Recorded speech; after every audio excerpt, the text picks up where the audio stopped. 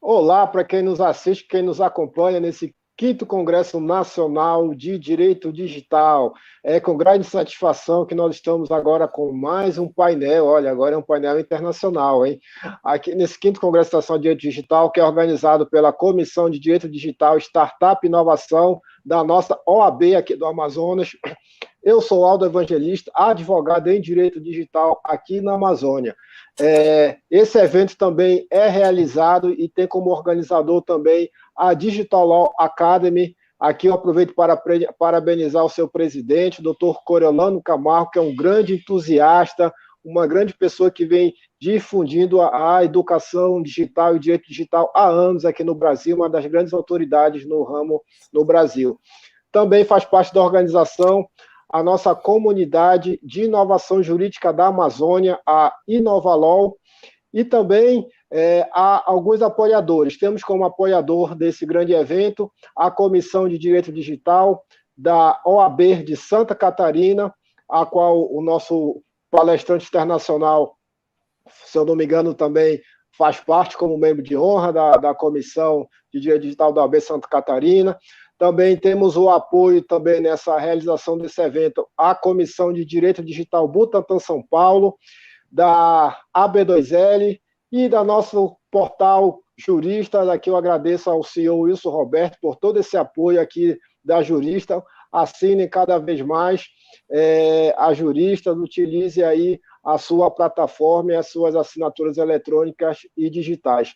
E nós temos a satisfação nessa manhã, para quem nos assiste é bom dia, mas quem vai nos assistir posteriormente, que a tecnologia nos permite isso, bom dia, boa tarde, boa noite, para quem vai assistir em outros horários. Agradecemos desde já a quem está nos assistindo agora ao vivo e quem nos assiste posteriormente.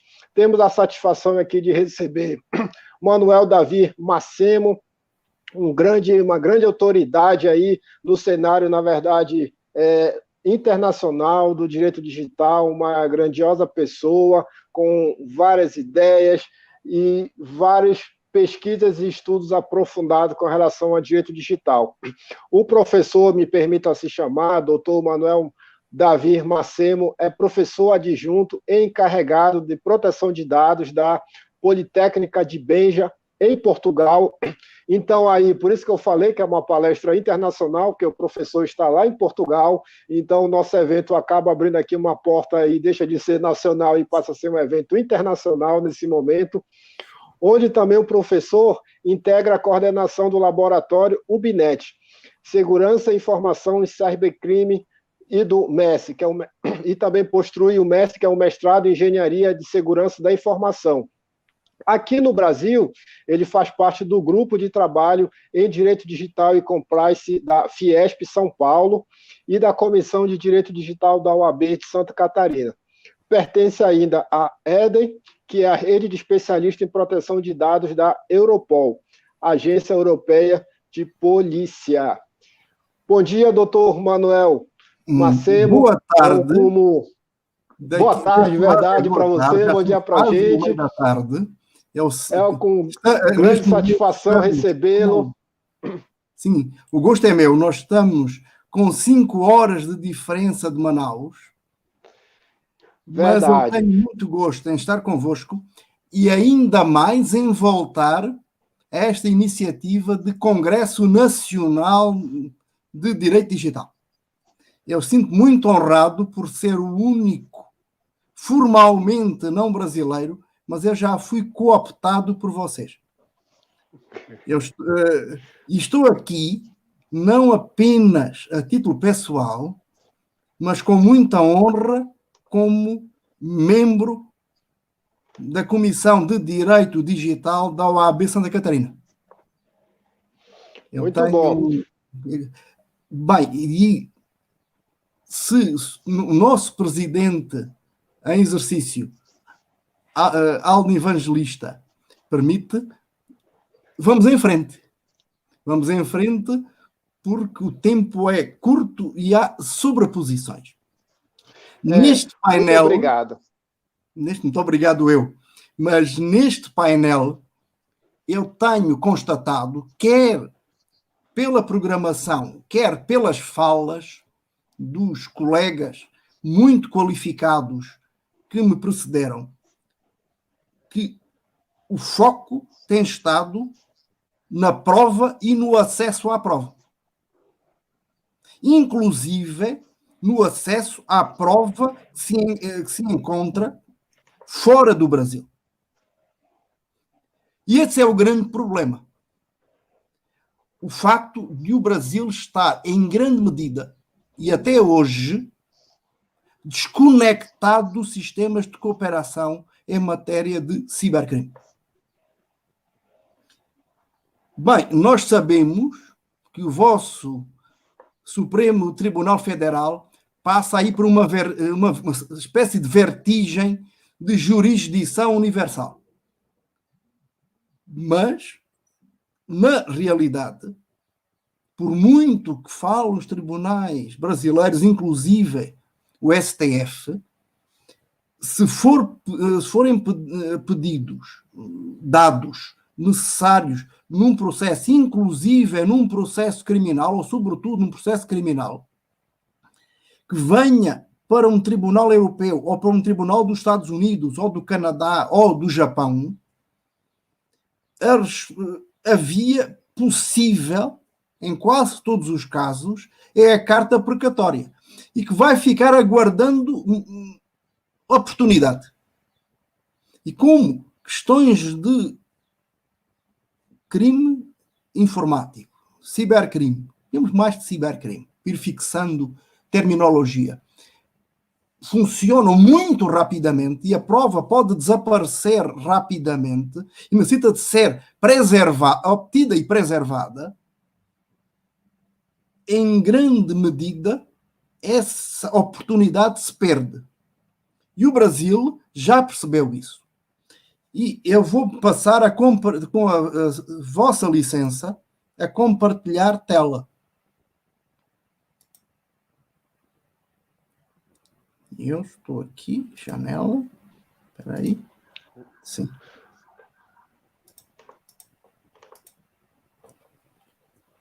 Vamos lá. O doutor Manuel Davi vai falar sobre os tipos penais brasileiros frente à Convenção de Budapeste e vai já conectar justamente com a nova lei, né, que o Brasil editou, com o aumento de penas, a nossa nova lei de crimes digitais. Vai fazer uma grande reflexão com esse novo contexto no Brasil. Iria dizer ao senhor Presidente mais ou menos, porque até contraditando um pouco o Presidente Aldo, esta lei que foi publicada na última quinta-feira, há menos de uma semana, não só aumenta penas, mas introduz diversas modificações no direito substantivo.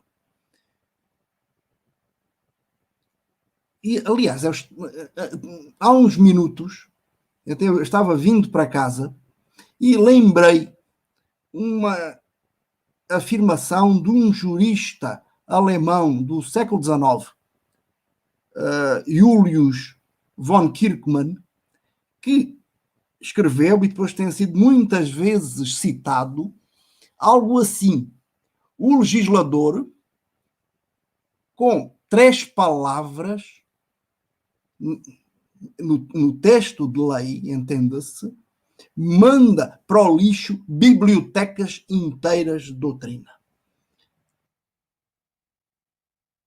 Duas grandes questões. Convenção de Budapeste. Doutor Marcelo, a sua apresentação não está aparecendo. Não está aparecendo, mas aqui está dizendo que está compartilhando. Eu posso parar o compartilhamento e voltar. Tentar novamente. Diz que estou compartilhando.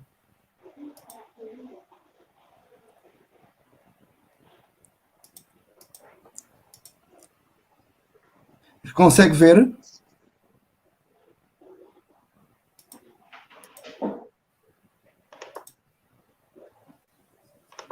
É que neste momento diz que StreamYard está compartilhando uma janela. Tá. Já consegue?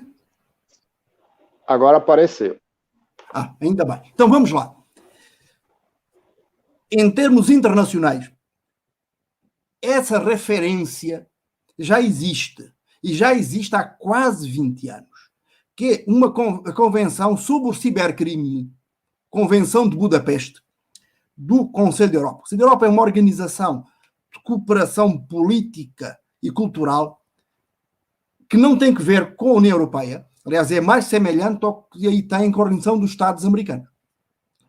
Ora, ainda tendo origem europeia, e esta foi a plataforma possível, aliás, depois nos trabalhos da OCDE, há falta de condição para que as Nações Unidas dessem um passo em frente. Isto é tão internacional que os Estados Unidos, o Canadá, o Japão e a África do Sul, enquanto potências liderantes em termos tecnológicos e económicos em todos os continentes, participaram na elaboração, na negociação da Convenção. O Brasil não. Tanto quanto se sabe, houve aí como que uma pequena birra do Itamaraty, no sentido de não terem sido convidados no mesmo momento. Quer dizer que o Brasil acabou ficando fora. Mas esta convenção está aberta à adesão por terceiro Estado, por outros países. E já foram muitos. Eu deixei aqui aí no slide indicações rápidas, os últimos. Salvo na América Latina, Cabo Verde na África, Filipinas na Ásia, o Marrocos, o Ghana também na África. Na América Latina, para ter uma ideia, já são parte na Convenção de Budapeste, República Dominicana, Panamá, Chile, Argentina, Costa Rica, Paraguai, Peru e Colômbia. Dizer, a grande parte dos vizinhos do Brasil estão em Budapeste. E esta convenção entrou em vigor logo a seguir. Bom, como vimos, o Brasil ficou fora. Mas a possibilidade de adesão à Convenção tem estado sempre no centro do debate e da polémica, sobretudo política. E isto desde até quase antes de ser fechada a Convenção. Aliás, a chamada Lei Azeredo, por aquele senador, depois deputado mineiro, que por vias travessas levou até à chamada Lei Carolina Dickmann, já foi inspirada na Convenção. Eu não pretendi elaborar muito, mas havia uma ideia, até há poucos anos, no sentido de o Brasil não precisar de lei em matéria de cibercrime. Isso era uma coisa dos Estados Unidos, da Europa. A sociedade brasileira e a América Latina não precisariam. Bom, mas pensarmos que, inclusive, no contexto dos BRIC, se a Índia, a Rússia ou a China não estão, já estava a África do Sul. Porém,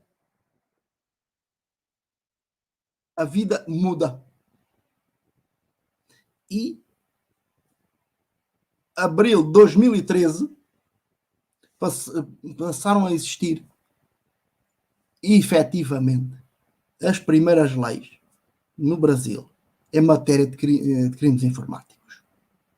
A Lei Carolina Dickmann dispõe sobre a tipificação criminal de delitos informáticos e também, no mesmo dia, o que sobrou da proposta inicial do senador Azeredo tipificou a conduta relacionada mediante o uso de sistema eletrónico digital e similares praticados contra sistemas informatizados e similares.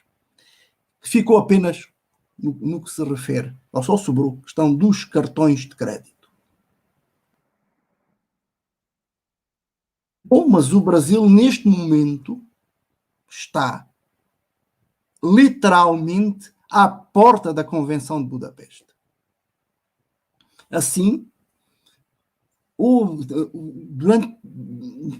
muito tempo um grupo de trabalho interministerial, envolvendo o Ministério das Relações Exteriores, Ministério da Justiça e Segurança Pública, também a ABIN, ou o Ministério Público Federal, que levou a acontecer o seguinte, porque é esse o modo como se processa a adesão a Budapeste. O Brasil sinalizou diplomaticamente, comunicou que estava disponível para ser convidado a aderir à Convenção. O que aconteceu em dezembro de 2019. Sinalização julho, convite formal em dezembro. Levou tempo.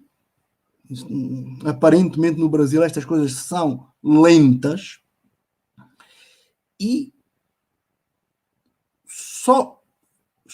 a Convenção só chegou ao Congresso em finais de julho de 2020, com uma proposta de ratificação legislativa. E, bom, dias depois, ou cerca de uma semana depois, o Procurador-Geral da República oficiou, Presidente do Congresso, pedindo celeridade. Estou-me reportando a finais de julho de 2020. Já estamos no início de junho de 2021.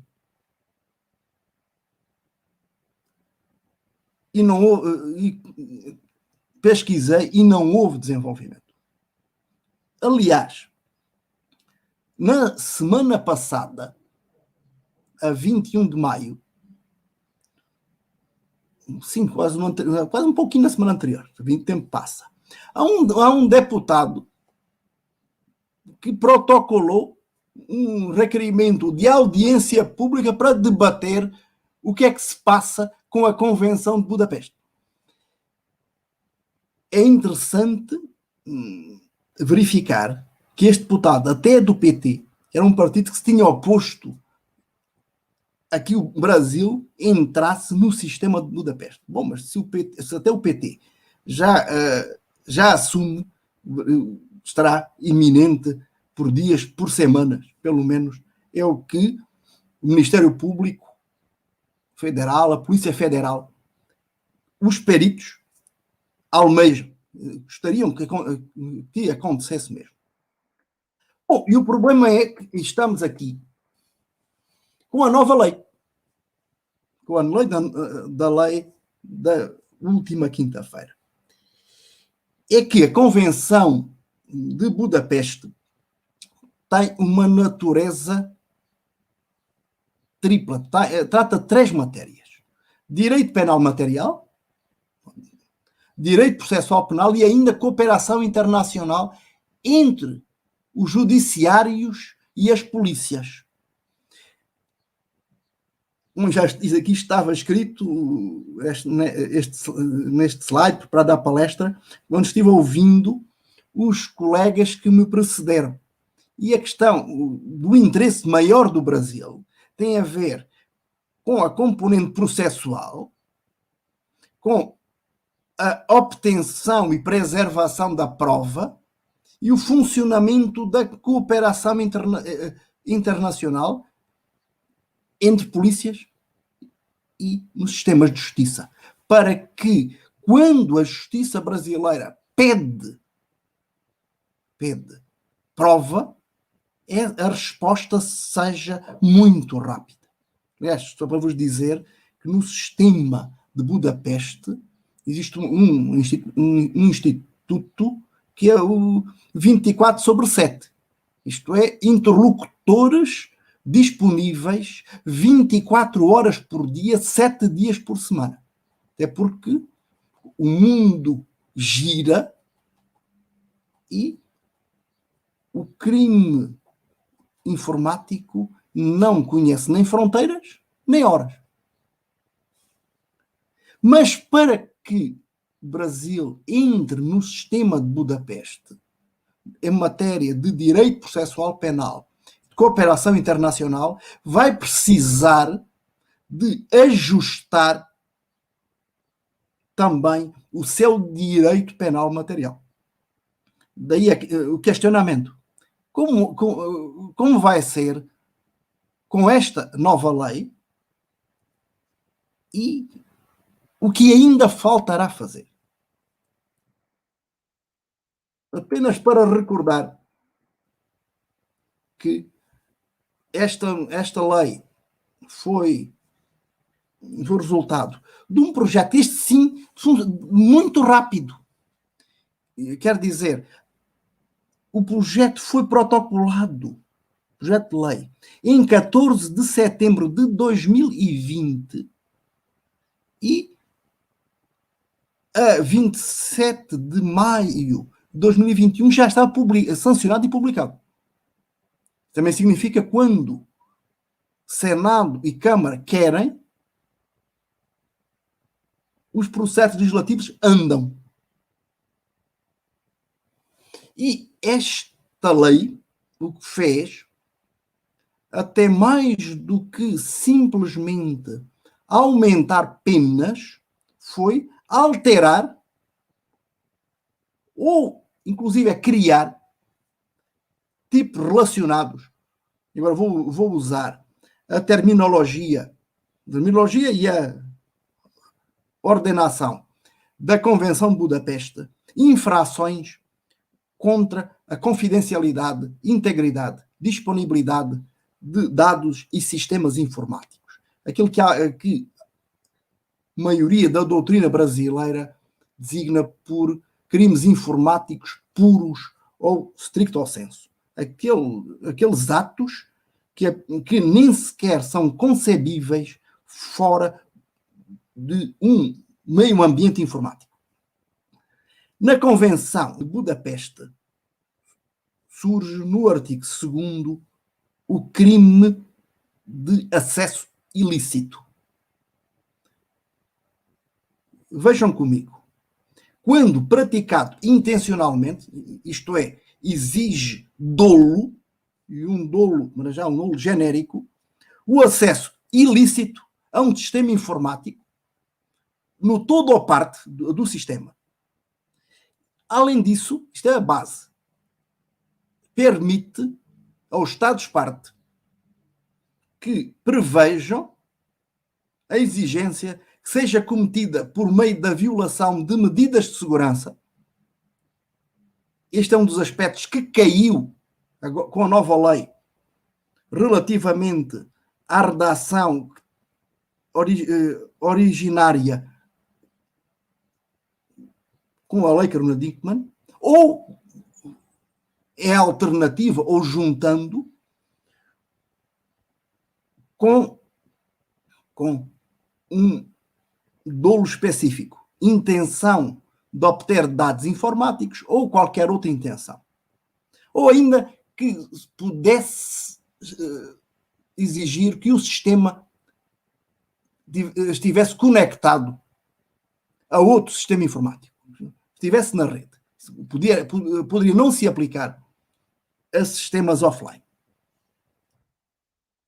O que é que nós temos hoje com a lei da semana passada? Por na ação de invadir dispositivo informático de uso alheio, conectado ou não à rede de computadores, alarga aquela opção da Convenção de Budapeste, mas exige um dolo específico para além da intenção de invadir o dispositivo informático do uso alheio. Obter, adulterar ou destruir dados ou informações sem autorização expressa do usuário do dispositivo, ou ainda intenção de instalar vulnerabilidades para obter vantagem ilícita. Pois também inclui quem produz, oferece, distribui, vende ou difunde ao programa de computador com o intuito de permitir a prática da conduta do caput. Por exemplo, temos qualificados no parágrafo 3º, se de invasão resulta a obtenção de comunicações eletrônicas privadas, de comunidades industriais, informações sigilosas ou o controle remoto não autorizado invadido, pena mais elevada.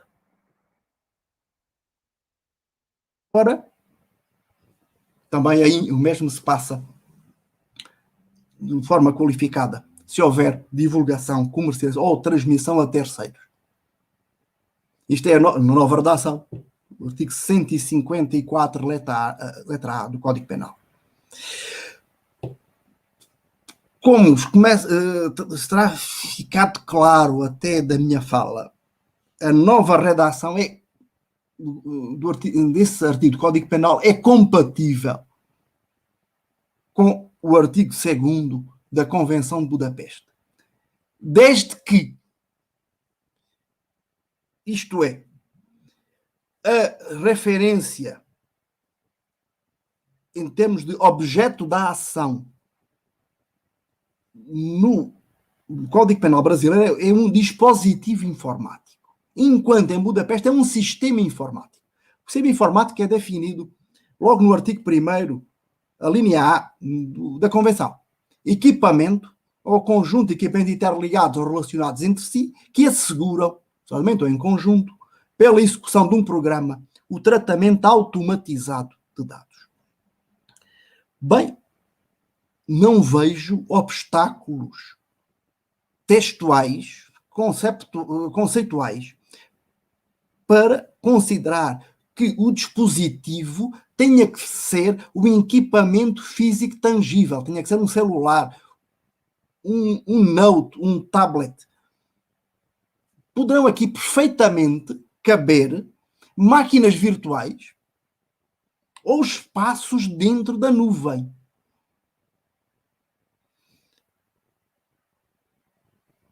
No entanto,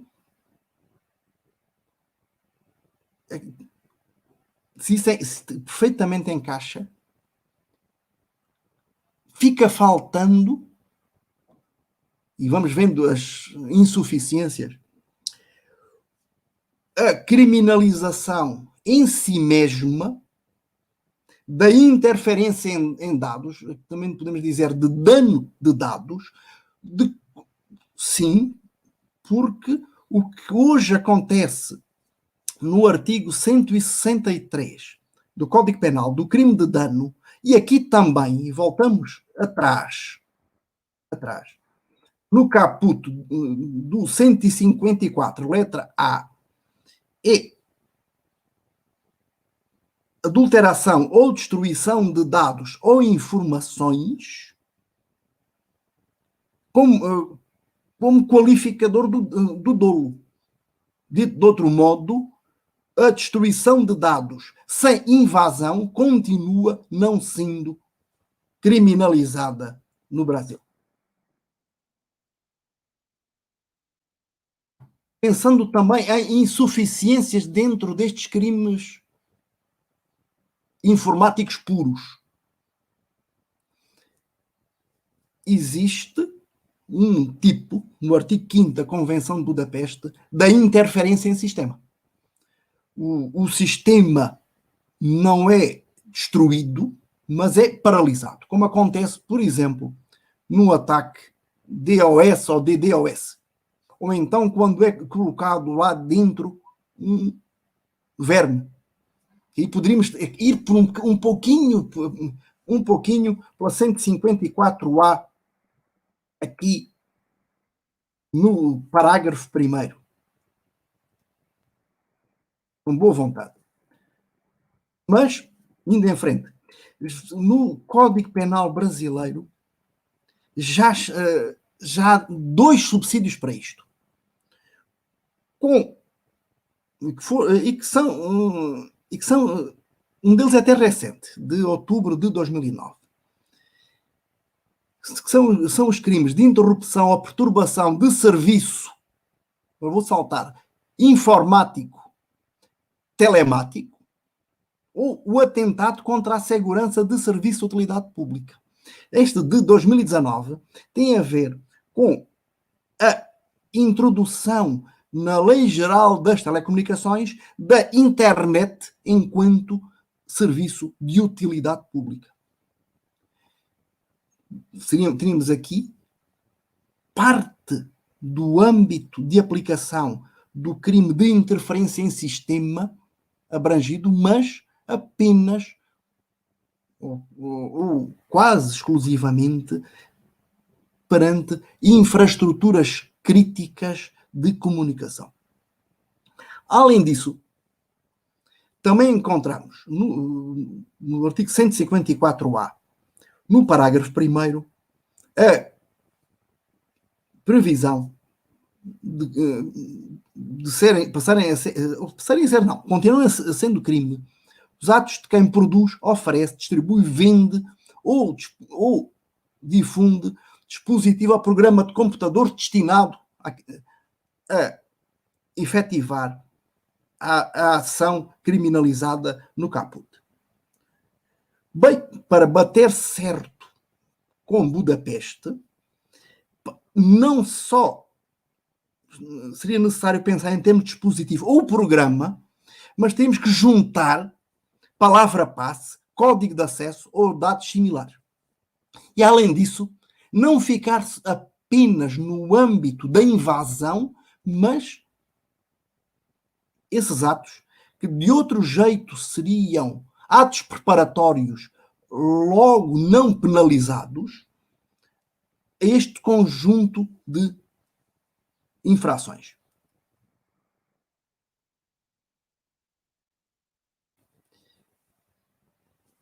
Ainda neste âmbito, ainda referir que em Budapeste temos o crime de interseção ilegítima, no artigo 3º, e que se interpretarmos conjuntamente os artigos 10 e 10A da Lei de julho de 96, atualizada em setembro de 2019, a propósito dos crimes de abuso da autoridade, aí conseguiremos, creio eu, resolver o problema. Bom, mas a nova lei não trata só de invasões. Prevê também a inclusão no Código Penal brasileiro de infrações relacionadas com computadores, os tais crimes informáticos impuros ou impróprios. Ora, na Convenção de Budapeste, e a propósito de atos contra o património, crimes contra o património, que é isso que está em causa, está prevista a criminalização deste praticada intencional e ilicitamente, de novo, exigência de dolo, o prejuízo patrimonial causado a outra pessoa por ou introdução, alteração, eliminação ou supressão de dados informáticos ou qualquer interferência no funcionamento do sistema informático com a intenção de obter um benefício económico ilegítimo para si ou para terceiros. Aqui estamos diante, no artigo 8º, na tradução portuguesa oficial está como burla, seria estelionato, mas efetivamente é uma fraude informática. A este propósito, eu estou recordando até um debate recente, designadamente com o delegado Carlos Sobral, temos que a lei 14.155 veio resolver um problema. E veio resolver um problema muito sério, que é a questão do furto mediante fraude cometido por meio de dispositivo eletrónico informático. Foi agora criminalizado, repito, agora, pela introdução de uma norma forma qualificada no furto. Parágrafo 4, letra B, artigo 155 do Código Penal. Ora, o problema era este. Era, até agora. Pelo menos, em termos de consistência, ficou resolvido. Que é o seguinte. Na falta de lei, repito, na falta de lei, e me perdoem o sarcasmo, esquecendo o princípio da legalidade e da tipicidade penais, inciso 39º do artigo 5º da Constituição Federal e logo artigo 1º do Código Penal, o STJ, e eu deixo aqui um par de exemplos, desde pelo menos 2004, veio equiparar, verbatim, estou copiando, a subtração de valores de conta corrente mediante transferência ou saque bancários sem consentimento do correntista a furto qualificado. Bem, o problema é que não existe furto nenhum. Quer dizer, nos termos estritos do artigo 155 do Código Penal, no caput, tem de se tratar de coisa móvel alheia. E tem de ser uma ação de subtrair. Estamos em coisa móvel. Ora, registros contabilísticos num banco nem precisaria falar em formato eletrónico. Quaisquer alteração de registro contabilístico não é uma subtração, muito menos há uma coisa móvel alheia. O que temos são inscrições numa conta corrente de partidas dobradas de haver, deve e haver. Mas, efetivamente, o STJ decidiu com base na analogia. Agora, o problema, inclusive, é de constitucionalidade, deixou de se verificar. Passou a haver, efetivamente, e o legislador pode, ou seja, como não havia lei, mas agora passou a haver lei dizendo que é furto. Se o legislador diz que é furto, caberá à doutrina ou racionalizar a decisão legislativa, ou então esperar que, quando o Brasil finalmente entre para o sistema da Convenção de Budapeste, desaparece essa qualificação como furto, que é esse nome do furto qualificado por fraude e entrar na fraude informática. Bem, ainda a nova lei vem criar um novo crime. A fraude eletrónica enquanto forma qualificada de estelionato. Novos parágrafos, segundo letra A e segundo letra B do artigo 171 do Código Penal, do estelionato, que é compatível com a Convenção de Budapeste. Embora, isto é termos opinativos, fosse preferível uma tipificação conjunta do que vimos antes, do furto mediante fraude cometido por meios de dispositivos eletrónicos ou informáticos, desta fraude eletrónica, até para evitar um problema que já tivemos em Portugal. É que o legislador inseriu a fraude, ou as várias formas de fraude informática, com o texto de Budapeste na sequência sistemática do estelionato. Isto leva a alguma jurisprudência a procurar, até quase inverter os fatos, para encontrar na fraude informática os traços caracterizadores do estelionato. Bom, para terminar, eu dizer como está, é suficiente, mas poderia ser aproveitada a oportunidade para atualizar 2021 os tipos de falsificação de documento particular e de falsidade ideológica, artigos 298 e 299 do Código Penal brasileiro, na perspectiva da falsificação informática do artigo 7º da Convenção de Budapeste, assim reduzindo também eventuais perplexidades por parte da Justiça. Terminando, espero não ter alongado excessivamente, fica à vossa disposição.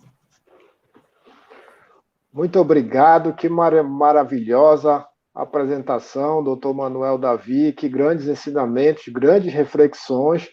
Eu confesso que tanto eu como várias pessoas aqui vão rever essa sua fala, anotar, estudar, pesquisar, porque também, além de várias afirmações que você proferiu, também deu algumas ideias que justamente podem ser aí pesquisados, estudados, e quem sabe, né, até academia, seja monografia, dissertação, até tese de doutorado, servir esses insights aí para algumas pesquisas de forma aprofundada. Mas as fontes têm que ser levadas a sério.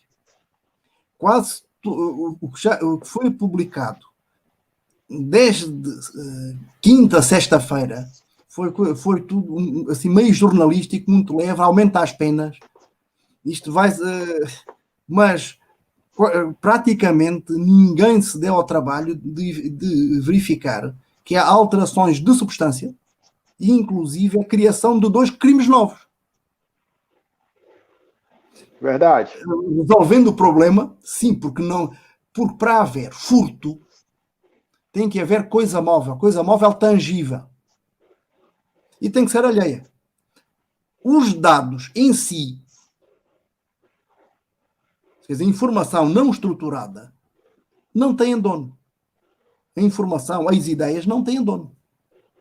Aliás, ainda a semana passada saiu um artigo meu numa nova revista publicada pela Universidade Federal do Paraná, explicando isso, mas na perspectiva do direito europeu. Mas no brasileiro é igual, seja, não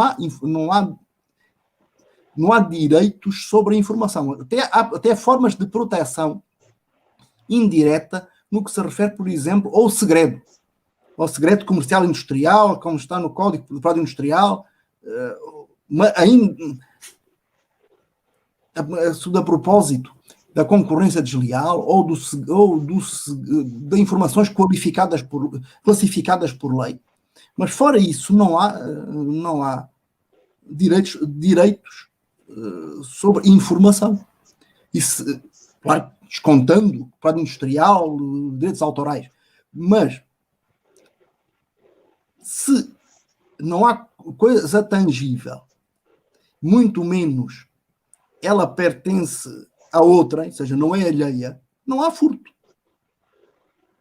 Se alguém for, vamos aqui a situação comum, se alguém for hackear um banco, nem vamos pensar em questão de alguém furta um cartão de crédito e vai numa máquina, não interessa. Alguém entra num banco e faz, altera na conta dele, tira de uma conta e põe na outra. Isso o que está fazendo é modificar um registro informático. Não é dinheiro, senão metaforicamente. E o que a jurisprudência fez foi, na falta de lei, tinha que resolver. Bom, mas também fez outra coisa. Considerando que era furto, desonerou o banco.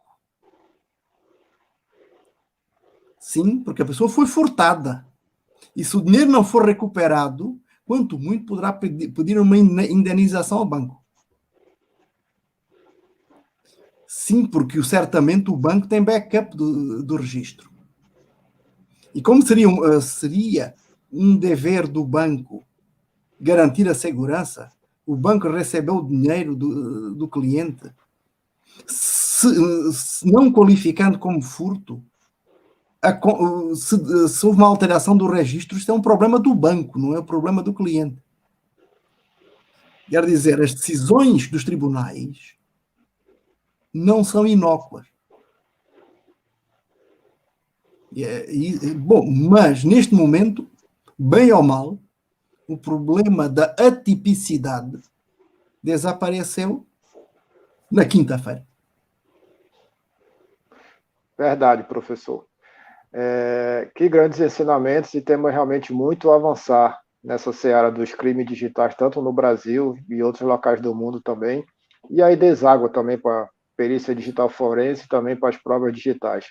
Que maravilhoso, um mundo novo, né, para nós aí pesquisar, Embora seja um procurarmos mundo entender. novo, tem muito tempo, quer dizer, as primeiras fontes de referência internacionais são de 1989.